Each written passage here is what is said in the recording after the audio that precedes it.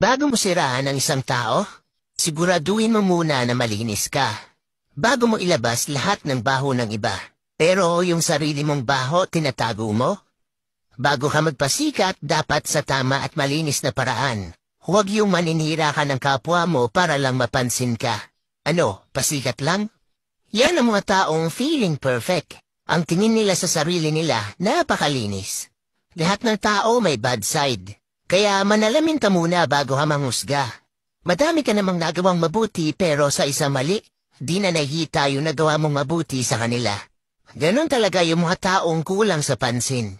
Kahit mali sa mata nyo at labag sa paniniwala nyo, wala pa rin kayong karapatan manghusga ng kahit sino. Hindi nyo alam kung ano ang pinagdaraanan sa buhay ng bawat tao.